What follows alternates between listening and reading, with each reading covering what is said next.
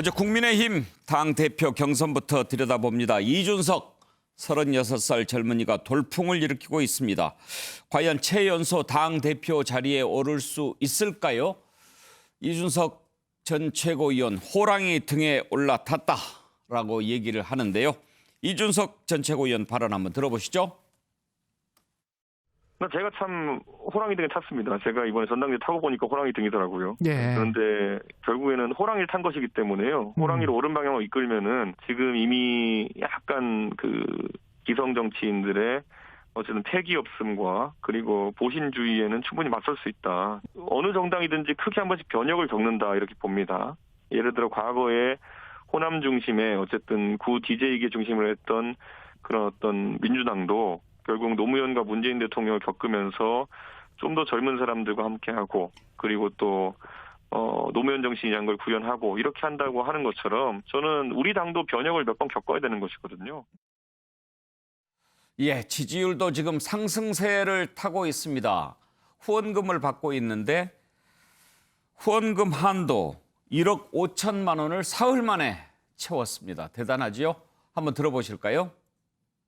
제가 이미 듣기로는 후원금 계좌가 거의 한도에 도달했고요. 2,200명이 넘는 분들이 지금 후원에 동참해 주셨습니다. 더 신선하고 더 새로운 방법으로 우리 보수 정당이 더 이상 구태에 머무르지 않을 것임을 국민들에게 보여드리고자 합니다. 신성범 의원, 이제 뭐 이러다 일 내겠다 이런 얘기들 나오죠? 저는 그 단계를 좀 넘어선 것처럼 보여져요. 그러니까 이게 저도 놀라운데 이게 단순하게 이렇게 다시 거듭 말씀드리지만 제가 볼 때는 이것은 바람은 이미 탔다. 예. 이게 그러면 이준석이 당대표가 되느냐? 저는 될 가능성이 점점 커지고 있다고 한마디로 표현하고 싶어요. 예. 그러니까 다시 말하면 빠지려 그러면 예를 들어서 지금 나경원, 주호영 후보가 당원들이나 국민들에게 더 매력이 있어야 되는데 그 지점 별로 안 보인다는 점 하나. 두 번째는 앞으로 뭐 오늘 예를 들어서 오늘 공중파 토론이고 내일 MBN 토론회 있잖아요. 예. 여기서 할 것 같은데 그러면 텔레비전 토론을 해도 더 오히려 부각될 가능성이 높다는 점. 결정적으로는 제가 볼 때 당심이 중요하다고 하지만 제가 주말에 쭉 들어보니까 제 주변에서 당원들이 많은데 들어보면 이번에는 좀 바꿔야 내년 정권 교체에 훨씬 유리하다는 사실을 많은 언론을 통해서 연로하신 60대, 70대 당원들조차도 많이 그런 의식이 점점 시야라서 퍼지고 있다는 점 예. 때문에 제가 볼 때는 쉽사리 끄지도 않고 이준석 대표 가능성이 저는 시간이 갈수록 높아진다고 봐요. 저 감히. 그래요. 김두수 총장, 사실 지난주까지만 해도 이제 바람이 불고 있다라고 하지만 거의 대부분 패널들께서는 그래도 결국은 중진이 될 가능성이 높다 이렇게들 전망을 했거든요. 왜냐하면 본경선에서는 당원이 70% 그리고 이제 일반 국민 여론조사가 30%니까. 그런데 지난번 여론조사 보면 당원 투표에서도 1%포인트밖에 차이가 나지 않았고 또 최근 조사 보면 그것도 또 앞서는 걸로 그렇게 나오는 것 같아요. 예, 지금 흘러가는 방향은 한쪽으로 그냥 휩쓸려 가는 것 같습니다. 그러니까 이준석 대표가 혁신, 뭐 세신, 또 본인이 뭐 구태라고 나머지를 구태라고 이제 규정하고 있으니까 예. 더 그런 방향으로 가고 있는데 지난 그 예비 경선의 결과를 보고는 약간 당내 분위기를 제가 이제 몇 번 알아보니까 오히려 70% 당원들이 투표를 하기 때문에 저 결과를 가지고 있으면 그대로 환산하면 뭐 37대 30으로 이렇게 차이 나지만 실제 방향은 당원 투표에서 1등을 한 나경원 전 최고가 더 유리하다. 예. 이런 식 분위기는 쫙 돌았어요. 그런데 그것도 불과 3, 4일 지나니까 더 돌풍처럼 올라오니까 국민의힘 입장에서는 굉장히 좀 곤욕스러울 것 같아요. 만약에 안 되면 진짜 구태 정당이 다시 되는 거고 뭐 옛날로 돌아가고 꼰대 정당이 되고 이런 이미지가 더 씌워져 버릴 가능성이 있으니까 양날의 칼처럼 이준석 이 전 최고가 당선이 안 되면 오히려 더 국민의힘의 지지율이 빠지는 일이 벌어질 수도 있다. 이런 생각이 듭니다. 예. 정혁진 변호사는 지금 이 돌풍을 어떤 시각에서 보시는지 궁금합니다. 왜냐하면 이준석 전 최고가 뭐 이제 국회의원도 한 번 당선 못했지만 방송 출연 계속하고 상당히 알려졌잖아요. 네네. 그래서 이준석 전 최고를 지지하는 사람들 뭐 팬덤도 있을 수 있고 그래서 이렇게 돌풍을 일으키는 걸로 봐야 할지 아니면 뭔가 지금 국민의힘 전당대회지만 국민 전체에서 뭔가 새로운 변화를 희구하는 그런 것이 투영된 것이라고 봐야 할지 어떻게 보고 계십니까? 저는 개인적으로는 이준석 후보 개인의 문제가 아니고 국민의힘 전체적인 그 바라보는 시각의 문제가 아닌가 싶은데 왜냐하면 국민의힘에게 지금 필요한 것은 변화다. 이게 당원들뿐만 아니고 지지하든 지지하지 않든 일반적인 국민들의 생각이 아니냐 그런 생각이 들면서 변화가 필요하기 때문에 누가 되는 것은 중요하지 않다. 누가 되는 것이 중요하다는 이야기는 경험이 중요하다는 이야기가 될 텐데 경험이 있든 없든 그게 중요한 게 아니고 한번 국민의힘이라고 하는 옛날부터 쭉 내려왔던 그 정당이라고 한 조직 자체가 한번 총체적으로 변화하는 모습을 봤으면 좋겠다. 그런데 누가 변화를 할 수 있겠습니까? 가진 것이 없는 사람, 기득권이 없는 사람, 뭐 나경원 전 대표나 주호영 전 원내대표나 이런 분들은 가진 게 주렁주렁 많잖아요.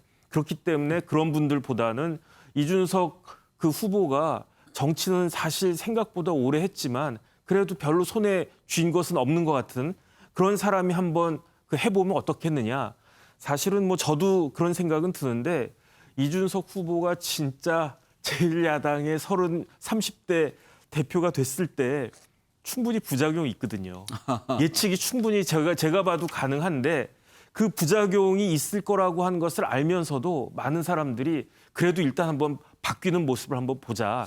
이런 것에 대한 기대가 예측되는 그 부작용보다 훨씬 더 크다고 저는 생각을 하는데 예. 그런데 오히려 나경원 후보나 뭐 주호영 후보나 그런 부분에 대해서 짚어준 게 아니고 단순히 저 사람은 어리고 경험이 없다. 이렇게 그 반박을 하니까 그런 반박이 제대로 맥힐 수 있겠는가.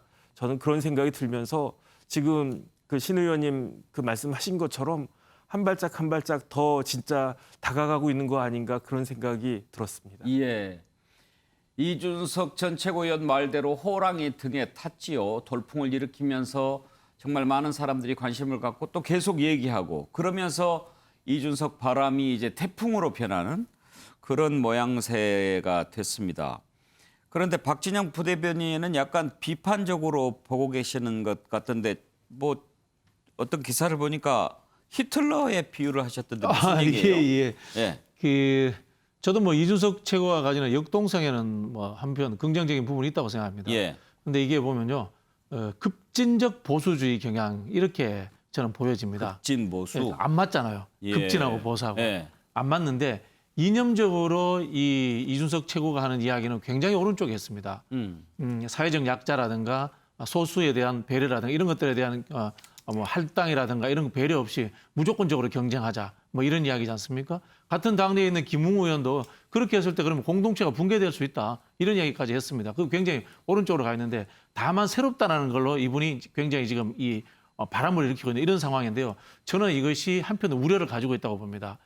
제가 과거에 우리 정치 역사에서 바람을 한번 찾아볼게요. 예. DJ와 YS의 40대 기수론이 있습니다. 예. 그 당시 이제 구상유치라는 이야기까지도 들어가면서 당 대표로부터 이 대권 주자에 나갔단 말입니다. 근데 그냥 젊다는 것 외에 플러스 알파가 얼마든지 있었어요.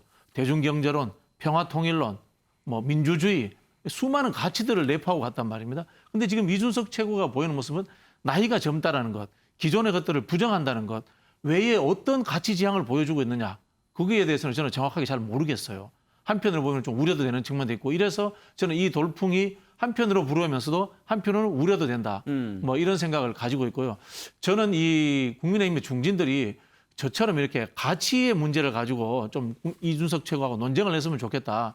그런 생각을 가지고 있습니다. 예. 근데 지금 하는 거 보면은 선거 캠페인이 굉장히 잘못돼 있어요. 자신들이 가진 거 가지고 이야기하잖아요. 경험이 있어? 배지가 있어? 이렇게 질문하지 않습니까? 예. 이준석 최고한테. 그러면 역으로 국민의힘 지지자들 이렇게 합니다. 다선이면서 배지인데 한 게 뭐야? 이렇게 이야기하면 바로 혁신 대상이 되어버리는 겁니다. 개파가 뭐야? 이런 식으로 이야기하잖아요. 예. 저는 캠페인을 굉장히 잘못하고 있다. 이런 생각이 들고요. 이거는 뭐 이 당 저당의 문제를 떠나가지고 정치라는 거 하는 것은 행태, 세대도 중요하지만 결국은 가치와 노선이라는 것이 누구를 이익 대변하는 것이 가는 근본적인 문제이기 예. 때문에 그 부분을 끌어내는 것이 저는 중진의 제대로 된 역할이 아닌가 그런 생각이 듭니다. 근데 히틀러 얘기는 뭐였어요? 아니 이제 방식 자체가 예. 역도 히틀러도 급진 보수가 히틀러 스타일입니까? 그렇죠. 히틀러도 흔히 하는 이제 급진 보수죠. 히틀러도 그 당시에 지배층이었던 힌덴부르크라고 하는 총통하고 정치 노선이 거의 비슷합니다. 거의 비슷한데 다만 훨씬 더 젊고 훨씬 더 급진적이고 사회적 약자에 대해서 배려하지 않잖아요. 사회적 약자를 어떻게 이야기합니까? 도태대열될 대상으로 막 몰아치지 않습니까? 또 이기기 전에 승자가 다 독식한다. 이렇게 생각을 했단 말입니다. 우리는 히틀러가 쿠데타 한 줄 아는데 아닙니다. 선거로서 정당하게 집권했습니다. 그 과정들이 선동으로서 했던 거거든요. 그래도 지금 야당 대표 유력한 후보인데 히틀러라고 빗대서 그래서 표현한 제가 것은 좀 향기가 난다 정도로만 했습니다. 아니 근데 이 부분은 사실은 정치학자들이 조금은 규정을 해줘야 되는데 예. 저는 이준석 씨의 입장이 어떻게 보면 지금 박 부대변인 같은 경우는 급진 보수라고 이야기하지만 우리 국민의힘 당내에서는 이준석은 오히려 뭐라 그럴까 경제민주화 논리에 경도된 김종인, 유승민, 키저처럼 예. 어떤 좌파적 성향을 갖고 있는 오렌지로 인식하는 당원들이 더 많은 마당에 이준석을 갖다가 급진 보수다, 아주 레디칼한 보수다, 울트라다 이렇게 이야기하는 것은 상식적으로 안 맞아요. 제가 볼 그래서 그는 이 부분은 예. 좀 정치학자들이나 이렇게 맡겨놓는 것 같아요. 제가 정치 사상 전공자입니다. 아. 정치 사상 전공자인데 아니, 예, 그러니까 그러니까. 제가 말씀드린 게 예. 행태와 이념이 완전 다르다는 거죠. 아니, 그러니까 이제 보수는 보통 온건주의자라든가 공동체주의인데 아마- 이분이 갖고 있는 행태는 굉장히 급진적이고 근데 이념적으로는 굉장히 오른쪽에 있다. 이게 아마 안 맞는 것이 조합이 있기 박 때문에 부대님 말씀 예를 들어서 이제 할당제 문제 같은 데에서 사회적 약자를 제도적으로 사회적 약자를 보호하는 장치로 할당제를 이준석이 반대하니까 이것은 오히려 성자 독식 사회를 지향하는 철학이 나온 거야 이런 취지로 저는 예. 해석을 하는데 그 부분에 대해서는 저는 뭐 논쟁보다는 예. 논쟁에 따라하지 않겠습니다. 히틀러 발언을 취소할 용의는 없다 이 말씀이죠. 향기 난다 정도도 취소해야 되겠습니다. 향기는 취소해야지 히틀러한테서 무슨 향기가 나겠어요. 예. 자, 아무튼 지금 이런 돌풍 중진들 긴장되겠죠. 중진들은 경험도 부족하고 뭐 선거 한번 이겨본 적이 없는 사람이 당 대표 되는 거 곤란하지 않느냐 이런 식으로 지금 공격하고 있는데 한번 들어보시죠. 이준석 후보의 경우에는 불과 2주 전까지만 해도 나는 유승민계의 대표격인데 하면서 이렇게 인터뷰를 한 것이 있습니다. 네. 또 1년 전에는 21대 국회에 입성하게 되면 유승민 대통령을 만들겠다 하는 인터뷰를 하시기도 했습니다. 그런 면에서 과연 당대표가 특정한 대통령 후보에 대한 선호가 이렇게 강하면 우리가 단일 후보를 만드는 데 있어서 큰 걸림돌이 되지 않을까. 그러니까 야권이 통합하는 데 있어서 걸림돌이 되지 않을까 하는 그런 문제였고요. 대표는 정권 교체의 최적임져야 합니다. 국회 경험도 없고 큰 선거에서 이겨본 경험도 없으며 자신의 선거에서도 패배한 원외 당대표가 대선이라는 이 큰 선거를 이길 수 있겠습니까? 지난 총선 참패의 교훈을 벌써 잊으셨습니까? 예를 들어 유승민 계라는 조직이 실존한지도 저는 약간 의문이지만은 실존한다고 했을 때 그들이 진짜 유승민은 대통령 만들기 그렇게 힘들어하는데 무슨 조직적인 힘을 발휘해가지고 이준석을 당대표로 밀어올릴 수 있냐.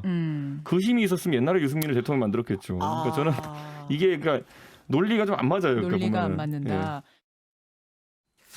예, 신성모 의원. 지금 이제 중진들이 공격하는 거는 크게 두 가지죠. 하나는 경험 부족, 또 하나는 이제 계파 논란인데 계파는 그 전에 유승민 전 대표하고 같은 당도 했고 또 유승민 대통령 되는 걸 원한다 뭐 그런 얘기도 했고 유승민 의원 사무실에서 인턴도 했고 유승민 의원하고 친구고. 이준석 아버지가 또 친구고 네. 뭐 이런 것들 때문에 지금 이제 중진들이 만약에 이준석 전체구가 당대표 되면 유승민 유승민한테 대통령 만들기 유리한 것, 나설 거 아니냐. 유리한 것 아니냐. 뭐 그런 이런 거죠. 근데 제법 저 부분은 아마 당원들끼리는 아는 이야기예요. 그러니까 제법 이준석이 유승민하고 친하다는 사실은 온 세계가 온 국민이 많이 아는 이제 그런 단계가 됐는데 제가 볼 때는 그 부분보다는 주호영 대표의 저 공격이 이준석으로서 더 아픈 거잖아요. 예를 들어서 자기 선거에서도 못 이긴 사람이 어떻게 당대표를 맡아갖고 대선 치를 수 있겠어라는 대목은 좀 정통적인 공격법이에요. 저는 그래서 괜찮은 생각하는데 지금 당원들을 제가 좀 관찰해보니 이런 생각을 갖고 있는 거예요. 그럼 당신들은 다시 말하면 주호영 나경원 중진들은 당신들은 실적이 뭔데? 뭘 했는데라고 대묻고 있는 게 중요한 요소더라고요. 이준석 바람의 근저에는 사실은 특히나 이 중진 의원들에 대한 이른바 중진 의원들에 대한 당원들의 불신도 좀 깔려 있어요. 저는 그 부분을 좀 놓쳐서는 안 된다는 점하고 그리고 자꾸 당원들은 다를 거라고 이야기하는데 당원들이라는 게 따로 있는 게 아니고 우리 주변에 있는 분들이 다들 뭐 자영업 하시는 뭐 식당 이런 분들인데 이분들도 민심의 흐름을 받는다. 이분들이 가장 트라우마를 갖고 있는 게 4.15 총선이에요. 국민의힘 당원들이. 무슨 말이냐. 그 전에 2019년 겨울에 광화문 집회다 뭐다 해서 정말 자기 주장을 통해서 이 정부를 비판했는데 4.15 총선에서 왕창 패배했을 때 당원들끼리는 아, 우리가 공격만 해서 안 되는구나. 머리를 써야 된다. 나온 게 이제 어떻게 보면 그다음에 증명된 게 서울, 부산 보궐선거에 증명이 된 거야. 예. 중도층도 생각해야 되고 젊은 층도 생각해야 된다. 그럼 젊은 층 20, 30대가 나오면은 누가 좋아하느냐? 이준석이를 좋아한다. 그러면 이준석이를 앞세우면은 20, 30대도 가져가고 60, 70대도 가져오면 훨씬 더 정권경제에 도움이 되겠네라고 판단하는 게 예. 지금의 국민의힘 당원들의 상당수 지지입니다. 물론 적지 않은 사람들도 경험 부족에 대해서는 불안감을 갖고 있다. 이렇게 정리를 하면 되겠습니다. 김두수 총장, 선거는 바람이라고 그러지 않습니까? 이제 상당히 그 돌풍이 불고 있는데 사실 이제 다른 중진들은 그런 점이 좀 불만일 거예요. 모든 매체들이 이준석 하니까 예. 상대적으로 더 띄워주는 그런 모양새가 됐지 않습니까? 예, 예. 만약에 그런데 지금 뭐 어쩔 수 없이 불고 있으니까 다를 수밖에 없고 이준석 전 최고가 당 대표가 된다면 민주당이라든지 또 우리 한국 정치라든지 대선 구도라든지 이런 것에도 변화가 상당히 오겠죠? 예, 당분간 아마 엄청난 변화가 올 거라고 생각합니다. 그러니까 어느 시점까지 만약에 이제 후보가 등록되고 본격적인 경선이 되기 전까지 뭐 이대로 그냥 대응한다면 말이 안 되거든요. 그러니까 야당의 30대 중반의 젊은 그리고 뭔가 쇄신을 부르짖는 당대표가 등장했는데 민주당은 아무 하는 게 없고 민주당은 또 지금 예상돼 있다시피 뭐 9월 9일까지 뽑아야 한다면 곧바로 이제 6월 달부터 예비 경선을 시작해야 하는데 그러면 이제 역동성도 없으니까 그런 측면에서 아주 곤욕스러울 거라고 보고요. 저는 이준석 이 바람이 여야 모두에게 다 쇄신과 변화를 요구하는 그런 일종의 작은 파장을 일으키기 시작했고 그게 예. 점점 커질 것이다. 시간이 지날수록. 그리고 현재 또 이준석 후보는 현재 방송을 계속 나가고 있어요. 그래서 예. 어느 매체보다도 자기 이야기를 즉각적으로 계속 방송에 반영하고 있으니까 이거에 더 증폭하는 힘을 가지고 있는 것 같습니다. 박진영 부대변인은 이준석 전 최고하고 이렇게 방송에서 출연해서 네네, 뭐, 토론도 많이 하고 예, 그랬잖아요. 제가 여러 번 해체부 봤는데 해봤습니다. 네. 가까이서 봤을 때 어때요? 저 스타일이? 일단 제가 보기에는 좀 실용적이다. 실용적이다 이렇게 좀 이야기를 해주고 싶고요. 다만 이 정치라는 것이 지도자는 저는 이제 이데올로그가 되어야 된다 이런 생각을 갖고 있거든요. 그건 뭐냐면은 국가라든가 당이 가야 될 방향을 정해놓고 혁신하는 것이지 방향을 정해놓지 않고 혁신을 한다면은 그 혁신이 어디로 가야 될지 더 위험할 수 있습니다. 그런 지점에서 저는 이준석 최고가 좀 더 심도 있는 이념과 가치에 대한 공부와 성찰도 좀 필요하지 않겠나 그런 생각이 들고요. 정치라는 것을 이기기 위한 실용으로만 접근하는 것은 굉장히 위험할 수 있습니다. 그런 측면에서 저는 이 과정에서 물론 뭐 테크니컬한 부분은 최대한 성숙될 거다 이렇게 보는데요. 중진들의 비판을 수용해 가면서 과연 한국 사회가 가야 될 건전한 보수의 방향은 어디인가도 본인이 한번 좀 성찰해 보시고 예. 재구성해쓰기를 좀 부탁드립니다. 네. 예. 정혁진 변호사, 이 돌풍 계속 될 것 같습니까? 계속 될 것 같습니다. 왜냐하면 지도자의 상이 바뀐 것 같아요. AI 시대에서는 옛날에 이제 차곡차곡 그렇게 먼지 쌓이듯이 쌓였던 그런 경험이 중요한 게 아니고 정말로 새로운 통찰력, 새로운 시대에 맞는 통찰력 그런 것들이 저 같은 사람하고 30대, 40대 젊은 사람들하고 같을 수가 없거든요. 저는 그런 변화가 읽혀지는데 그런데 왜 이준석이냐? 이준석 그 후보가 하늘에서 갑자기 툭 떨어진 거 아니지 않습니까? 옛날 안철수 현상처럼 계속 당에 있었던 사람인데 그럼에도 불구하고 왜 이준석이냐? 여기에 대해서 진단을 정확히 하고 그럼에도 불구하고 나경원이다. 그럼에도 불구하고 주호영이다. 이런 부분들을 잘 밝혀줘야 되는데 그러한 대응부터가 저는 좀 미흡한 것이 아닌가 저는 그런 생각이 듭니다. 제가 한 말씀만 더. 예. 이렇게 지금 혹여나 시간 되시면 전문가들 불러다가 이 정치인의 말에 대해서 좀 토론하는 시간을 가졌으면 제가 유심히 보는 게 이준석 후보의 말이 저도 정치했습니다만 진짜 저는 어눌한 편인데 딱딱 떨어지는 저 부분이 있잖아요. 그래서 다른 정치는 전부 다 말이 상투적이라고요. 정권 교체, 통합, 야권 통합 이런데 여기에 대한 가는 과정을 심리적 좀 마음적으로 문화적으로 해석을 못 해내서 가슴을 못 두드리는데 이준석은 내가 관찰해 보면 뭐에 의하면은 같은 이야기를 하더라도 굉장히 뭐라 그럴까 이렇게 진심인 것처럼 뭐 이렇게 다가서는 측면이 분명히 있어요. 예를 들어서 어제 아주 강조에서도 홍콩을 이야기한다든지 이런 기존 정치인들이 꺼려하거나 생각 못하는 문법과 언어를 구사한다는 측면에서 제가 볼 때는 굉장히 저는 새롭게 느껴지는 측면이 있거든요. 저는 분석을 능력이 아직 안 됩니다만 언제 한번 학자들끼리 이런 문제들은 앞으로 정치인의 말을 특히 정치 지도자가 되고자 하는 사람들의 말을 많이 바꾸는데 이준석이 기여하는 측면도 있다는 점을 저는 한번 말씀드리고 싶습니다. 그런 측면도 있을 거예요. 넘어가기 전에 신성범 의원하고 이 부분도 한번 좀 생각해 보고 싶은데 지금 이준석 돌풍의 원인 가운데 하나로 이런 것도 있지 않을까 싶어요. 지금 국민의힘의 내년 대선 주자로 꼽히는 사람들이 별로 없고 대체로 이제 지지율이 높은 사람들이 외부 인사들이잖아요. 오히려 지금 이준석 대표를 중진들이 계파 논란으로 이렇게 가두면서 공격하지만 어떻게 보면 국민의힘 당원이나 국민들이 보기에는 지금 윤석열, 김동연, 최재형 뭐 이렇게 거론되는 사람들이 국민의힘에 들어오려면 아예 저렇게 영선에 뭐 젊고 뭔가 장벽이 안 되는 그런 사람들이 있는 게 더 울타리를 낮출 수 있지 않을까 이런 기대도 저는 분명히 요인이 되지 깔려 않겠어요? 앵커가 정확히 보신 거예요. 저는 분명히 깔려 있다고 봐요. 그러니까 기존에 예를 들어서 윤석열 전 총장이 국민의힘에 들어오려면 개인적으로 뭐 대학 동창이다, 뭐 친구다, 뭐 고향이었다 이런 부분보다는 명분이 있어야 돼요. 명분. 윤석열이 들어오려면 다 마찬가지잖아요. 그러면 정치로 명분이 있으려면 당원들도 본능적으로 아는 거예요. 아 여기가 이 당이 조금은 달라져야 변화돼야 깨끗해져야 윤석열이도 들어오겠구만 하는 생각을 하고 있는 거죠. 저는 분명히 있다고 생각해요. 그 부분. 예. 자, 계속 지켜보지요. 자, 그러면 윤석열 전 총장 한번 살펴볼까요? 윤석열 전 총장 이제는 사진 정치를 하고 있는 걸까요? 최근 일주일에 하나씩 사진을 공개하는 것 같습니다. 이번에는 강원도에서 현역 정치인을 만나서 찍은 사진을 공개했습니다. 국민의힘 권성동 의원인데요.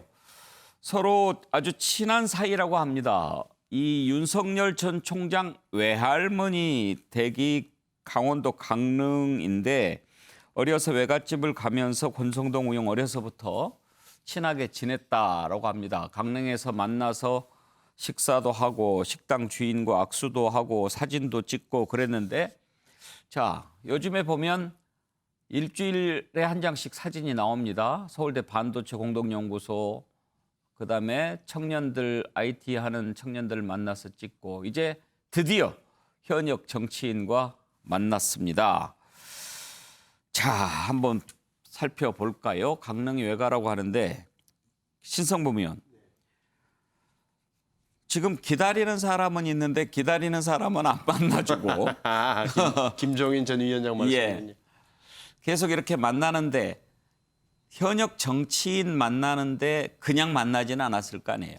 그러니까 김종인 위원장을 지금 만나면 김종인 위원장의 좋은 그러니까 김종인 위원장 정권을 주면 내가 당신 대통령 만드는 데 도움이 될 수 있다. 이런 식으로 접근할 것이 분명하기 때문에 윤 총장 측근 정치 그룹들도 지금은 만나지 말자고 했을 것 같고 권성동 의원은 부담이 없잖아요. 어쨌든 고향에 가서 어렸을 때 친구다. 그래서 같은 검사 출신이다 하니까 지금 공개한 건데 제가 볼 때는 저 사진을 보면서 제가 느낀 점은 아 윤석열 총장이 며칠 있으면은 정치 입문 선언을 활동 개시를 선언할 것 같은 느낌이 들어요. 며칠 후라 하면 적어도 국민의힘 전당대회 직후가 될 것 같은 제 느낌으로는 공개적으로 저 사진이 나온 이유가 뭐겠습니까? 적어도 사진을 공개해도 된다는 이야기를 했을 테고 이른바 윤석열 전 총장 측근들이 뭐 언론에 전화를 했거나 아니면 사진을 뭐 릴리스를 했거나 있을 텐데 저는 그런 의도가 분명히 보여요. 그러니까 정치인 만나는 것, 일반 국민 만나는 것 지금까지 비공개로 했지만 지금부터 꺼리지 않겠다는 의사표시라고 저는 봐요. 근데 국민의힘 의원을 만났단 말이에요. 그러니까요.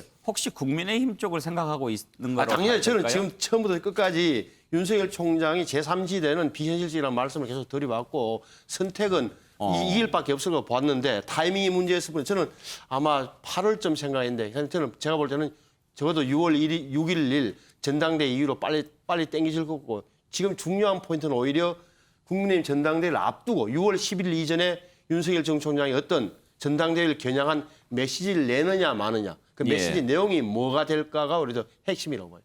정혁진 변호사 혹시 법조계 주변에서 윤석열 전 총장 이렇게 만나는 사람들 뭐 또 움직이는 것 관련해서 이런저런 얘기 좀 들은 거 없으세요? 저는 잘 못 들었고요. 저한테까지 그런 정보가 오지는 않고 저는 권성동 그 의원 만난 건 좀 의외라고 생각을 했어요. 예. 왜냐하면 두 분이 그 보니까 나이는 같고 뭐 알고 보니까 친하다 그랬는데 별로 연결되는 부분들이 없거든요. 왜냐하면 이제 대학도 틀리고 나이만 같지 대학도 틀리고 연수원 기수도 상당히 차이가 나고 그래서 제가 경력을 쭉 봤더니 광주지검에 있을 때 부장검사와 평검사로 같이 근무했던 2년 정도만 있는 줄 알았는데 뭐 알고 보니까 굉장히 깊은 친한 친구 사이였다 이렇게 이야기하잖아요. 저는 첫 번째 메시지는 윤석열 총장의 내가 가만히 있지 않다. 내가 정치인을 이제 만나기 시작한다라고 하는 메시지가 첫 번째 메시지가 아닌가 싶고 예. 두 번째는 사실 첫 번째라고 하는 것이 사실 상당한 의미가 있는 것이 아니겠습니까? 그런데 신성범 의원 말씀하신 것처럼 김종인 위원장의 이런 나름대로 그 정치적 거물이 아니고 물론 이제 권성동 의원도 법사위원장도 하시고 여러 가지 이렇게 중진이시긴 하지만 상대적으로 그렇게 거물인 것까지는 아닌데 그럼에도 불구하고 권성동 의원을 만났다라고 하는 것은 예. 단순히 친구라고 하는 것을 떠나가지고 윤석열 총장의 의지가 있는 것이 아닌가. 어떤 의지냐. 나는 만들어지지 않겠다. 내 주도권을 다른 사람한테 넘기지 않겠다. 뭐 제 나름대로 그냥 뇌피셜 같은 생각인데 예. 그런 결기 같은 것들이 좀 느껴지지 않았나 싶습니다. 박진영 부대변인 윤석열 총장한테는 무슨 냄새 안 납니까? 강릉에서 무슨 맛있는 거 드셨겠죠. 권선동 의원이 저렇게 나이가 많은 줄 몰랐습니다. 저는 너무 동안이셔가지고. 60년생이죠 지금 예, 윤석열 60년생이더라고요. 아마 이준석 최고의 냄새를 맡은 것 같아요. 표현이 그렇습니다만은 이게 좀 저는 이번에 좀 긍정적인 이야기인데요. 예. 이준석 최고가 이렇게 1등을 달린다는 것은 국민의힘 보수층 지지자들이 정말 정권 교체를 하고 싶다는 열망이 대단한 거다. 저는 이렇게 해석이 되는 게요. 나경원 의원이 계속해서 자꾸 개파 이야기를 하는 이유는 이준석 전 최고가 탄핵에 찬성한 사람이다. 이야기를 계속 이제 드러내고 싶어서 그 이야기를 하는 거거든요. 그럼에도 불구하고 지금 1등을 달리고 있단 말입니다. 그러면은 똑같이 박근혜 대통령을 구속시킨 윤석열 전 총장에게도 면죄부를 줄 수 있다는 거예요. 정권 교체를 위해서는. 그런 신호를 보수 지지층들이 보내고 있다. 이런 측면에서 저는 이 윤석열 총장이 좀 더 자신 있게 이 정치인까지 이제 만난 게 아닌가. 뭐 이렇게 좀 해석이 됩니다. 김두수 총장 그런데 윤석열 전 총장이 저렇게 권성동 의원 만나서 식사하면서 이렇게 주변의 사람들이 알아보고 와서 사진 찍자고 그러면 같이 찍어주고 아주 그런 모습을 많이 보여줬다고 해요. 예. 그리고 지금도 보면 그 아마 식당 주인인 것 같은데 같이 이렇게 서서 사진도 찍고 이런 대중적인 모습 이런 모습을 좀 보여주는 거 보면 이제는 뭐 마음을 정한 것 같다 이렇게 볼 수 있잖아요. 예, 뭐 슬슬 시동을 건 것 같고요. 다만 저 사진에서도 다만 안타까운 거는 방역 수칙을 좀 위반한 느낌이 있습니다. 그러니까 대중 정치인이 만나는 거는 뭐 이해는 하는데 오늘 보니까 한 7분하고도 같이 찍고 그랬던데 저 사진이 좀 작게 돼 있지만 옆에 합치면 숫자가 그렇고요. 저는 이제 이 과정에서 뭘 주목하냐면 외할머니 묘소 성물을 갔단 말입니다. 예. 왜 지금 갔겠습니까? 준비를 정치인들이 뭔가 이렇게 장도에 나설 때 이렇게 뭐 조상을 찾아보죠. 묘를 찾아보지 않습니까? 이제 그 과정을 거친 것 같고요. 그러면서 강릉이라고 하는 외가와 권성동 의원이라고 하는 권성동 의원은 제가 어떤 느낌이냐면 이제 원내대표 선거에서 이렇게 어쨌든 탈락했지 않습니까? 그런데도 이제 그 영역을 건드려서 국민의힘 전체가 지금 지난 서울시장 선거를 거치면서 태극기 부대라든 이런 국민의힘 내에서 극우적 성향을 가진 부분이 이렇게 제거되고 있단 말입니다. 그리고 그런 것들을 이제 대세로 확인되는 것 같아요. 이제 그런 거하고 연결시켜서 만나는 거 아닌가. 그리고 권성동 의원은 뭐 굳이 따지자면 박근혜 탄핵 때 검사 역할까지 했었던 분이기 때문에 그런 것까지 연결되는 거 아닌가 이런 생각이 듭니다. 예, 자 그런데요. 자 이런 가운데 여의도 정가에 이른바 윤석열 파일이 돌아다닌다 이런 얘기가 나와서 지금 내용에 관심이 모아지고 있는데 페이지를 넘겨서 한번 그 부분 살펴보죠. 민주당 송영길 대표도 그전에 윤석열 파일 얘기를 한 적이 있죠. 차곡차곡 잘 준비를 하고 있다라고 얘기를 했는데 윤석열 파일 도대체 어떤 내용일까요? 여의도에 돌아다닌다고 하는데 자, 뭐 생각해 볼 수 있는 것은 윤석열 전 총장 장모 관련 있고요. 또 부인이 도이치모터스 주가 조작 의혹 받은 적이 있지요. 장모는 요양병원 부정수급 의혹이 있고. 근데 이것 외에 또 재직 시절에 수사 관련해서 뭐 친소 관계에 따라서 사건 처리를 엄정하게 하지 않았다. 이런 내용이 들어 있다라고 합니다. 봐야지요. 뭐 어떤 내용이. 근데 대체로 이런 것들 사실과 좀 다른 것일 수도 있고. 아무튼 이런 얘기가 나오는데 이준석 전 최고 그런 얘기했습니다. 만약에 공격을 받으면 내가 비단 주머니 3개를 주겠다. 이게 삼국지에 나오는 얘기죠. 그것도 한번 짚어볼까요? 자, 윤석열 파일. 김두수 총장 혹시 여의도 쪽에서 뭐 이런 얘기 나옵니까? 장모와 처에 관련된 이야기는 들었는데 이제 검사 시절 파일은 뭐 아직까지 저는 못 봤습니다. 예. 그리고 일단 뭐 언론이라는 걸 통해서 보면 이제 저런 파일이 돌 것 같은 생각은 들어요. 사람들 입에는 이렇게 오르내리고 있기 때문에. 그리고 또 뭐 압도적인 1위를 야권에서 달리고 있는 후보를 그냥 정보 수집 없이 그냥 아무 그 대책 없이 내버려 둘 수는 없는 거니까요. 예. 여당도 수집할 것이고 정치적 경쟁자라고 생각하는 모든 분들은 정보를 다 취합할 건데 그 정보의 취합이라는 게 흔히들 무슨 파일이라고 붙으면 약간 뭐랄까요 좀 비밀스럽고 업무적인 이런 느낌이 나지만 어떤 캠프든 어느 당이든 다 정보는 취합하고 있을 것이다. 그리고 윤석열 전 총장이 검사 시절에 여러 가지 지금까지 해왔던 것에 대해서 종합적인 자료 예. 수집은 하지 않겠는가 이렇게 생각은 듭니다. 신승범 의원 옛날에는 이제 정보기관이 저런 짓거리를 많이 했는데 요즘엔 전혀 못할 거고 만약에 저런 게 돌아다닌다면 어디에서 만든 것들이 돌아다닐까요? 이제 그게 저기 보셨는데 지금 만들 수 있는 게 파일이라 하면 예를 들어서 국정원, 예. 국정원 힘은 뭐 있습니까? 도청이었다고요. 그리고 IO 뭐랄까 정보관들 다 협력관을 내보내가지고 각지 쭉 어떻게 진공청소기처럼 빨아들인 게 국정원의 특징이었고 지금 못해요. 안 할 겁니다 아마. 경찰은 경찰청이 있는데 경찰은 아마 제가 볼 때 검사 상대로 하는 게 부담스러워서 안 했을 가능성이 높다. 이제 나온다면 첫째는 송영길 대표가 파일이 있는지 없는지 모르겠어요.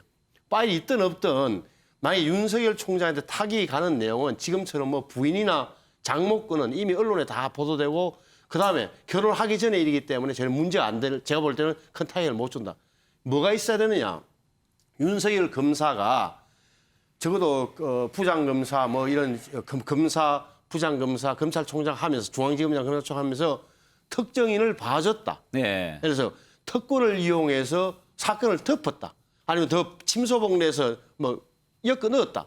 이런 식이 나오지 않는 이상 제가 볼 때는 이 파일이라는 게 힘을 발휘 못할 거다. 그리고 제가 볼 때는 송영길 대표가 뭘 갖고 있는지 모르겠으나 정보기관의 개입 가능성이 별로 없다는 점에서 또 하나는 검찰총장 되기 전에 이 정부에서 있었다면 총장을 임명했겠냐는 부분이 하나 있고 또 지난 1년 넘게 추미애 장관이 그렇게 윤석열 총장을 쫓아내려고 애를 썼는데 있었으면 그때 내놨죠. 예. 저는 없을 거라고 보는 거예요. 제가 볼 때는 결론적으로 말하면은 이 윤석열 파일 부분은 결정적인 것은 검사 시절에 수사하면서 뭘 했느냐.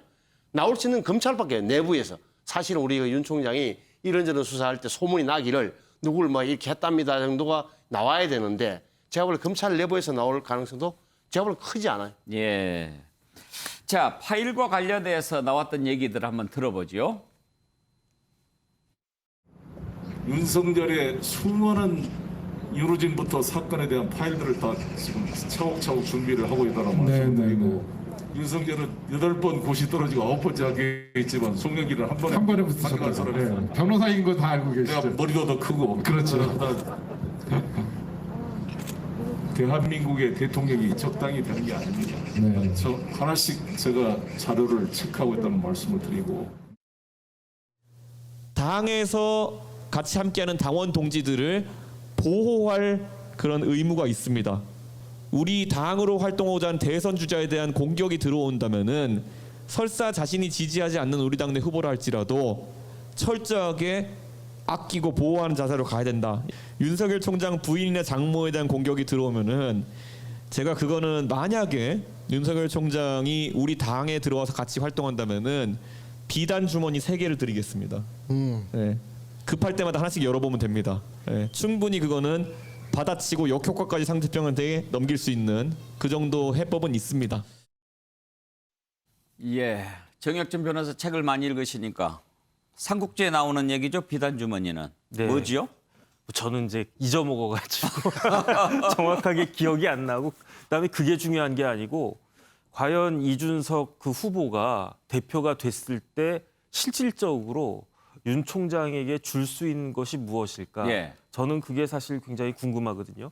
왜냐하면은 지금 그 신성범 의원님께서 말씀하셨지만은 그 윤석열 총장은 검사로서 굉장히 그 파란만장한 그러한 경력을 가졌어요. 그래서 초반에는 뭐 평범 이하의 검사 생활을 하다가 검사들끼리 이제 월반이란 표현을 갖다 쓰거든요. 그래서 2009년부터 13년까지 대검 중수부에서 굉장히 아주 강력하고 중요한 역할을 감당하다가 그러다가 이제 국정원 댓글 사건 관련해서 2013년부터 17년까지 그 좌천의 그 시간을 겪었단 말이죠. 그러다가 2017년에 중앙지검 검사장으로 부활을 했는데 만약에 윤석열 총장 관련해서 어떤 문제가 있다라고 한다면 결국은 검사로서 잘 나갔던 시절에 어떤 행위를 했던 것이 아닌가. 예. 잘 나갔던 시절이 2번 있거든요. 13년부터 2009년부터 13년까지 그다음에 중앙지검 검사장 검찰총장 한 최근 그런데 최근의 문제가 될 것 같지는 않고 그렇다라고 하면은 제 생각에는 2009년부터 13년까지 기간에 어떤 수사를 하면서 어떤 그 뭐 무리한 수사를 한다거나 아니면은 그 수사를 덮는다거나 그런 역할을 했을 것 같다는 생각이 드는데 그렇다라고 한다면 시간이 벌써 10년 가까이 지난 옛날 일이라 과연 송영길 그 대표의 파일은 무엇이며 그것에 맞서는 그 이준석 그 후보의 그 주머니는 무엇일지 흥미가 예. 진진한 것 같다 생각이 듭니다. 박지영 부대변인, 이제 제갈공명이 죽기 전에 비단 주머니 3개를 조자룡한테 주는 예, 그 준 거 이야기인 아닙니까? 것 같은데요. 이제 예. 위기 때 펴보라 예. 뭐 이런 이야기 같은데요. 전 조금 잘못된 발언 같아요. 오해를 살 수 있는 소지가 있는 게 뭐냐면요. 첫 번째는 이제 야당 대표가 돼서 이 부분은 수사 문제잖아요. 수사 비리 의혹은 수사로 가야 되는 상황인데 거기에 대해서 비책이 존재하면 안 되죠. 예. 공정하고 떳떳하게 수사받아야 된다. 뭐 이렇게 저는 뭐 이야기해야 되는 것이다. 이렇게 좀 보고요. 노무현 대통령 시절에 이제 그 이인재 후보가 장인의 이 좌익 경력을 이야기하면서 이야기하니까 노무현 대통령이 그럼 사랑하는 와이프를 버리란 말입니까? 이렇게 예. 그거는 연좌제라는 악습에 대해서 이 비책으로서 이걸 깬 건데 지금 이 이야기는 의심이 가는 비리 연루 의혹이기 때문에 그런 비책이 존재해서는 안 되는 겁니다. 이거는 공정을 이야기하는 젊은 대표라면은 떳떳하게 수사받고 죄가 있으면은 여기에 대해서 벌을 받아라라고 이렇게 이야기하는 것이 맞다라고 저는 그렇게 생각이 됩니다. 예. 그래요. 비단 주머니 3개. 있으면 좋죠, 뭐. 그런데 아니 그러니까 예. 아니 저는 그러니까 이준석 후보 입장에서는 윤석열 총장이 당에 들어오면 내가 중심이 돼서 잘 방어해 드리겠습니다. 그런 뜻으로 저에게는 한 거겠죠. 비책이 있습니다. 이러다 보니까 예. 조금 멋있게 보이려고 갑자기 이제 비단적으로 제가 이야기를 했으니까. 예. 자, 다음으로 넘어갈까요? 조국의 시간. 조국 전 장관이 최근 펴낸 회고록이죠. 이걸 놓고 민주당 내부에서도 지금 다양한 반응이 쏟아지고 있습니다. 대선에 전혀 도움이 안 될 거다 이런 불만스러운 목소리도 있고, 하지만 또 일부 대선 주자들은 조국 전 장관을 옹호하면서 지지자들을 향해서 손길을 내밀고 있기도 한데요. 자, 이낙연 전 대표 조국 전 장관 생각하면 참으로 가슴 아프고 미안하다. 정세균 전 총리도 마음이 아리다. 특히 서문에 가족의 피를 묻혀서 쓴 책이라고 이야기했죠. 추미애 전 장관도 얘기했고, 그렇지만 이제 조응천 의원은 우리가 조국 수렁에 빠져 있다. 그러면 안 된다. 그렇게 얘기를 했는데요. 자, 박용진 의원이 이제 지도부가 이 부분에 대해서 분명하게 입장을 밝혀야 된다라고 얘기했는데 그 내용을 한번 들어볼까요? 이른바 조국 사태, 그 촛불 시위 이후에 우리 사회에서 가장 뜨거웠던 논란 중에 하나잖아요. 네네. 촛불 항쟁 이후에 이 일과 관련해서 가장 뜨거웠던 일인데 아무 일 없었다는 듯이 넘어갈 수 있는 사안은 절대 아니다. 그 진정과 대응을 놓고 민주당이 보였었던 일들 중에 내로남불로 보이는 일들은 없었는지, 우리가 야당일 때 고위공직자 청문회에서 보여줬던 태도와 기준과 잣대로부터 벗어났었던 일은 없었던 건지, 이런 문제에 대해서 그런 대응을 돌이키고 반성할 지점들이 있다면 그거는 저는 당에서 책임 있게 표현하는 건 맞다고 봅니다. 먼저 박진영 부대변인께서 생각하시기에 조국 전 장관이 지금 이 시점에서 책을 펴낸 의도 어디에 있다고 생각하십니까? 일단은 대선 국면을 앞두고요. 조국 장관 입장에서 원튼 원하지 않든 조국 장관이 다시 소환될 거다라고 이제 본인도 예측을 한 거다 이렇게 생각이 들고요. 이 예측한 상황들에 있어서 과거에 본인이 이 문매를 맞을 때는 언론에 의해서 확인되지 않은 것들, 뭐 이런 것들까지도 엄청나게 맞았다라는 측면에서 사실관계를 정확하게 밝혀놓는 것이, 지금 밝혀놓는 것이 도움이 되지 않겠는가. 대선 국면에 또다시 논쟁이 될 거니까 그런 측면에서 저는 이 책을 냈지 않았나 이런 생각이 듭니다. 그러면 당에 어떤 영향을 미치게 될까요? 저는 뭐 당에 뭐 좋은 영향이 될 수도 있고 나쁜 영향이 될 수도 있다고 그러니까요. 보는데요.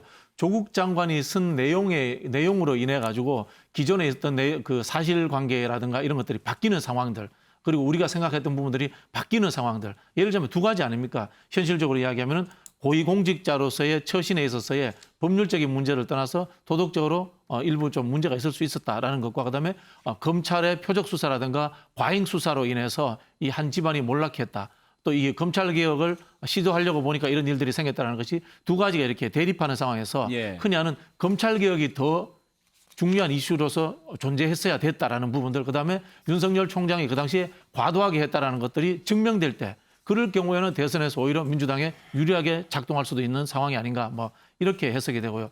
다만 저는 이 부분에 있어서 민주당이, 제가 앞서 말씀드리겠습니다. 두 부분의 문제들은 우리가 총선 전에도 몇 번 이야기를 했습니다. 정리를 했고요. 조국 장관도 사과를 한 3번 정도 했고, 이해찬 대표 시절에도 웬만큼 정리를 한 상황입니다. 이 입장이 변하기가 쉽지 않습니다. 이런 상황에서 저는 개별적으로 당인이라는 이름으로서 입장을 내는 것은 저는 적절히 않은 측면이 있다, 이런 생각이 듭니다. 그것은 왜냐면요, 이거는 조국의 시간이지 민주당의 시간은 대선이라는 미래를 보고 해야 되는 시간이기 때문에 조국이라는 분이 자기 스스로 자의적으로 하는 활동이나 이런 것들을 가지고 우리가 거기에 대해서 태클을 건다고 하면 핵심 지지층이 떠날 수도 있고요. 한편으로 그걸 안으면 또 중도층에 문제가 생길 수도 있기 때문에 민주당은 스스로 판단하는 것이 맞고, 여기에 대해서 저는 개입하지 않는 것이 옳다라고 전략적으로 생각을 합니다. 김두수 총장께서는 지금 조국 전 장관 책 쓴 것 민주당에 도움이 될까요? 해가 될까요? 어떻게 보십니까? 그것도 뭐 앞에 설명처럼 이제 반반일 것 같긴 한데요.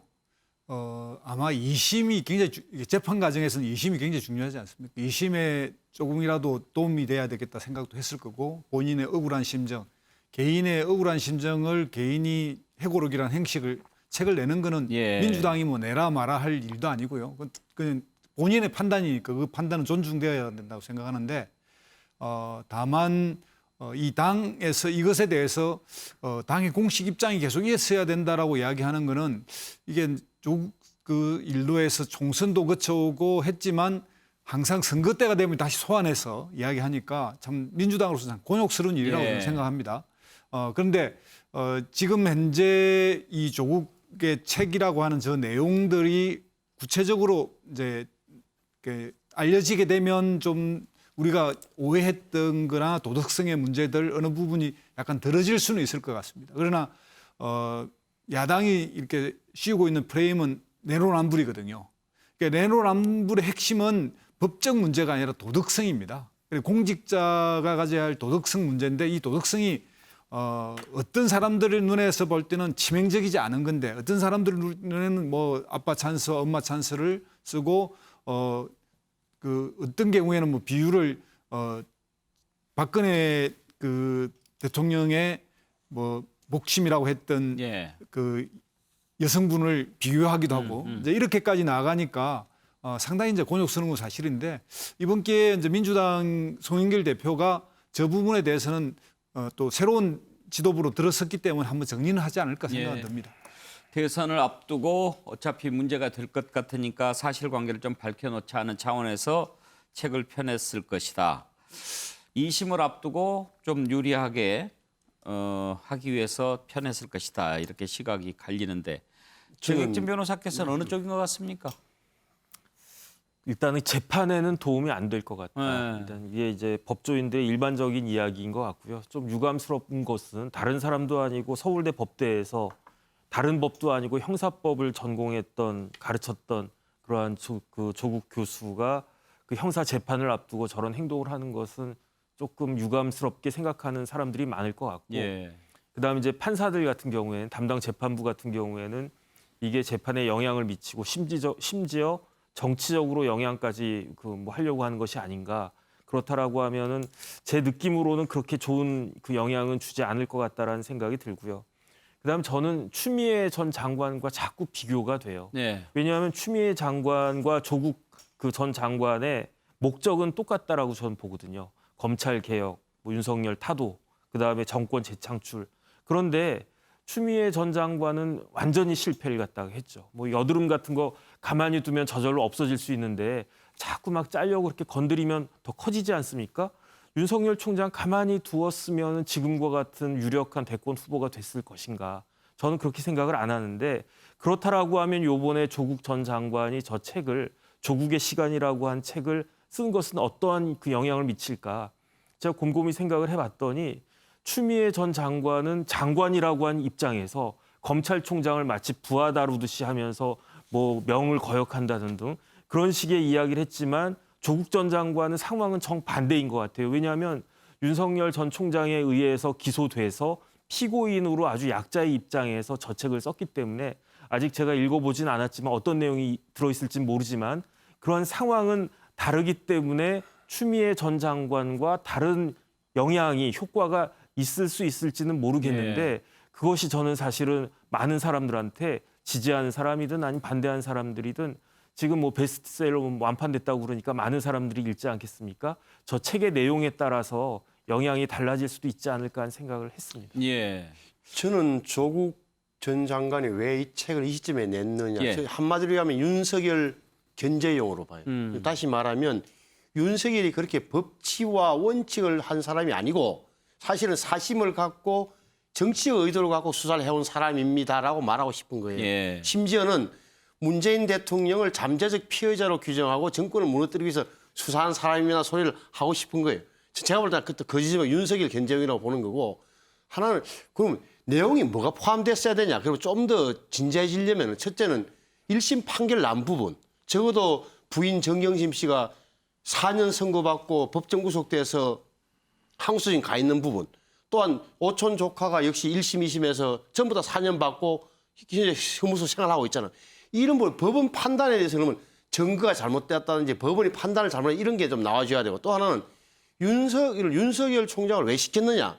사실 나는 그때 민정수석으로 반대했는데 내지는 뭐 찬성했는데 이래 됐다든지 그리고 윤석열의 이런 검은 쏙내를 그때는 몰랐다든지 이런 게 들어가야 어떻게 보면은 좀 회고로 갔잖아요. 근데 이거는 분명하게 보면 모든 게 정황 증거로 해서 윤석열이 사실 이런 사람이었습니다를 공개하기 때문에 예. 적어도 강성 지지자 입장에서는 좋다 할지 몰라도 국민들이 보기에는 별로 제가 볼 때는 설득이 떨어질 거라고 보는 거고 그래서 민주당 입장에서는 이거 윤석열 러프로 빠져들어가면 저는 감히 이야기하지만 손해입니다. 진짜. 털고 윤석열은 털고 다음으로 넘어가야 되지 이런 식으로 하면 강성 지지자들 때문에 조국을 털고 조국을 털어야 되는 거예요. 네. 사실은. 그래서 이낙연 전 대표나 정세균 의원은 강성 지지자를 생각해서 당내 경선용 때문에 무조건 이렇게 박수 치시고 하는 것 같은데 송영길 대표도 이제 말도 못하고 근데 제가 볼 때는 조국 늪에서 빠져나오지 않으면은 결과적으로 보면 민주당이 손해될 겁니다. 그런데 박진영 부대변인 지금 보면 이제 민주당의 빅3라고 하는 대선 주자 네네. 이낙연 전 대표, 정세균 전 총리는 약간 이제 조국 전 장관 이해하고 옹호하는 듯한 그런 발언했는데 이재명 지사는 지금 아무 언급을 안 했지요? 제 그 1등이니까요. 1등이니까. 우리 저기 1등은 아무 얘기 안 하나요? 의원님이 예. 정확하게 말씀하신 것 같은데요. 실제로 이 후발 주자들 입장에서 뒤처진 입장에서는 이제 당의 이 강성 지지층의 지지를 얻고 싶다라는 그런 욕구 때문에 이렇게 저런 표현을 했을 수 있는데요. 한편으로 이제 과거에 보면요. 이재명 지사 쪽 분들이 조국 수호 뭐 이런 쪽에 제일 많이 앞장섰었습니다. 2019년도 우리 그 서초동 집회나 이런 네. 때는요. 근데 지금 상황은 앞서가는 주자로서 중도라든가 뭐 다양한 계층의 이런 것들을 좀 안아야 되겠다는 측면이 있기 때문에 좀 조심스러운 측면이 아닌가 뭐 저는 이렇게 보여집니다. 네. 예. 그런데 김두수 총장, 예. 조국의 시간이라고 제목을 정했는데 조국의 시간이 다시 돌아올 수 있을까요? 굉장히 뭐 어려운 건데요. 일단 개인의 아픔과 개인의 어떤 이런 참 곤욕스러운 수사를 받아서 피의자도 되고 지금 현재 재판도 대기돼 있는 상태에서의 문제와 만약에 민주당은 당이기 때문에 이런 개인의 어떤 불행한 일이 구조적이고 시스템적인 문제에 의해서 가임 수사되고 포적 수사가 됐는지 여부 그 제도 부분을 적절하게 민주당이 해결해 나가는 그 부분에 방침을 세우는 것이 맞다. 개인의 억울함이야 뭐 얼마나 많겠습니까? 그걸 다 일일이 조직으로서 대변할 수는 없다 이렇게 생각이 듭니다. 예. 자, 그러면 얘기가 나온 김에 민주당의 대선 얘기 들어가 보겠습니다.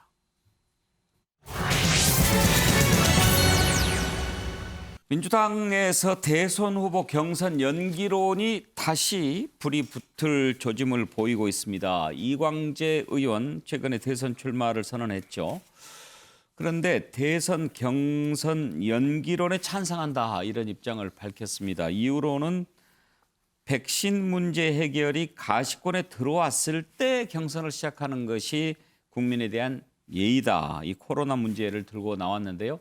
현재 민주당의 당헌 당규를 보면 대선 180일 전에 후보를 선출하도록 되어 있습니다. 내년 3월 9일이 대선이니까 올해 9월 10일까지는 후보를 뽑아야 합니다. 이재명 지사 현재 1위를 달리고 있기 때문에 이 부분에 대해서 찬성하기가 쉽지 않겠죠. 지난번에 원칙대로 하는 것이 가장 조용하고 합당하지 않겠느냐 이렇게 입장을 정리한 바가 있는데 이광재 의원뿐만 아니라 지금 1위가 아닌 다른 후보들은 다른 주자들은 경선 연기 좋게 생각하겠죠. 송영길 대표는 뭐 그냥 당규에 다 정해져 있다라는 입장 원칙적으로만 밝히고 있습니다. 이광재 의원 얘기를 한번 들어볼까요?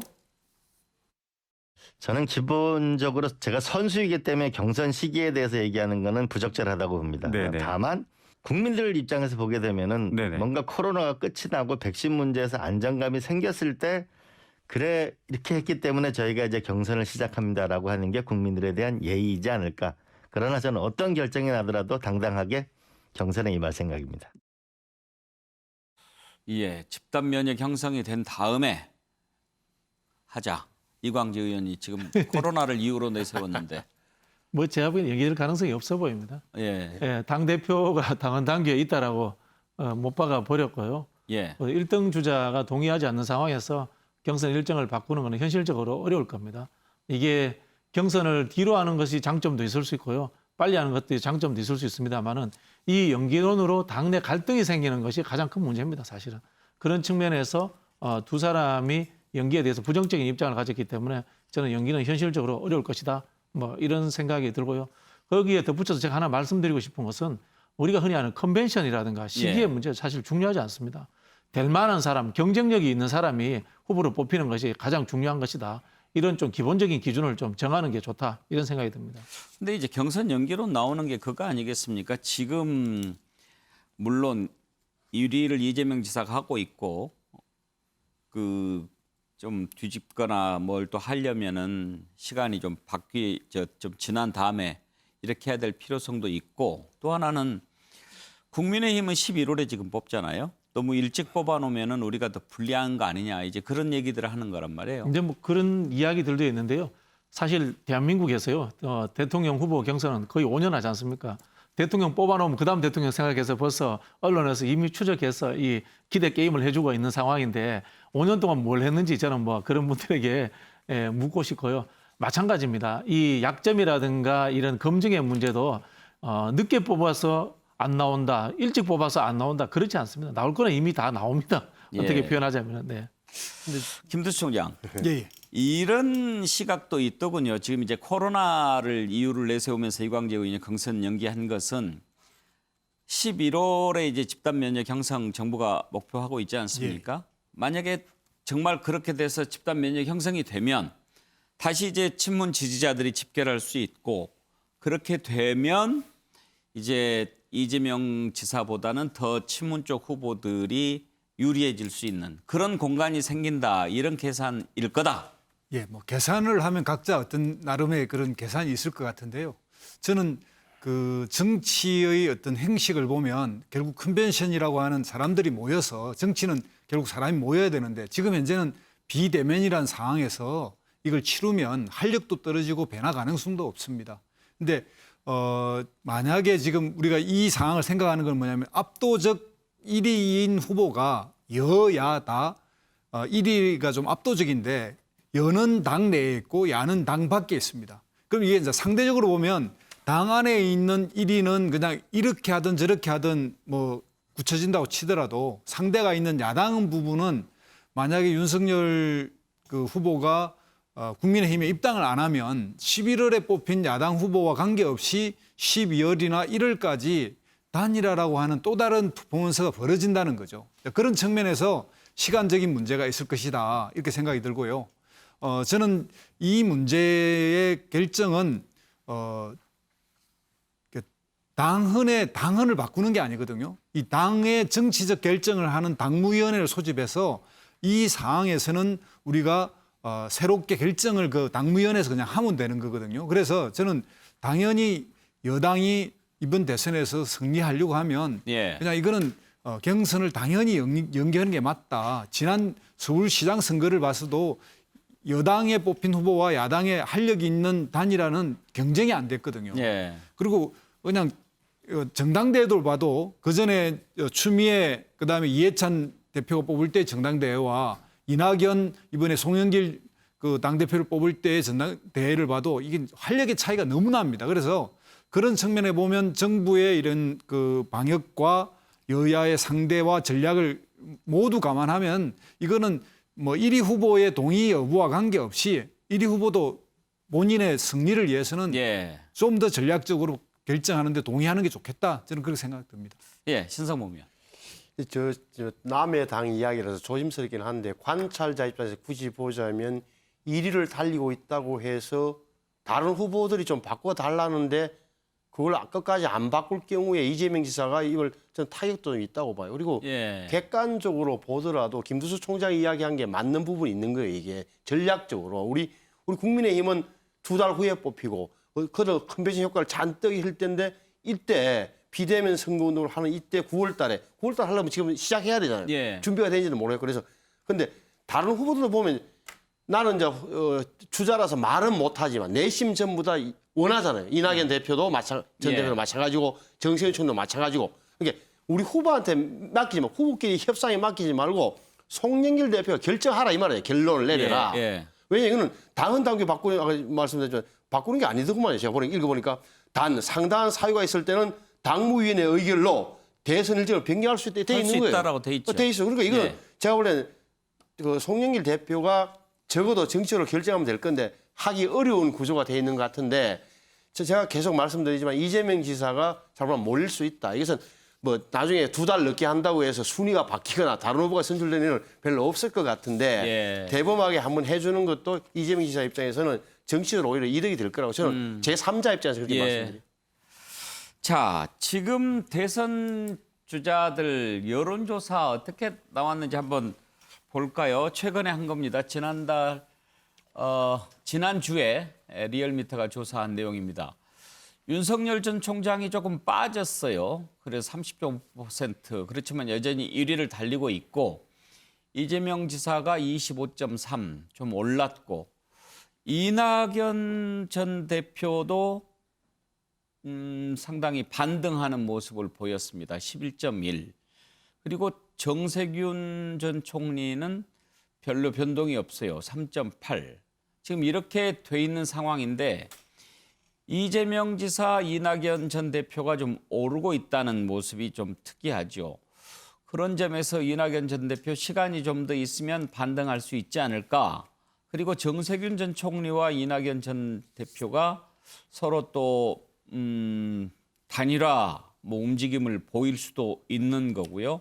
그런 점에서 이재명 지사가 과연 계속 치고 나간다면 뭐 상황이 어떻게 될지 알 수가 없죠. 정혁진 변호사는 어떻게 생각하세요? 경선 연기론에 대해서. 객관적으로는 연기하는 것이 민주당에 유리하겠다. 일단 그 생각이 드는 게요. 오늘 저희 집사람 그 백신 맞았거든요. 예. 사람 맞는 사람 많더라고요. 그래서 제가 봤을 때 9월하고 11월하고 분명히 차이가 있을 것이다. 그다음에 진짜로 11월 정도에 많이 맞아가지고 집단 면역이 되면 여당한테 유리하지 않겠습니까?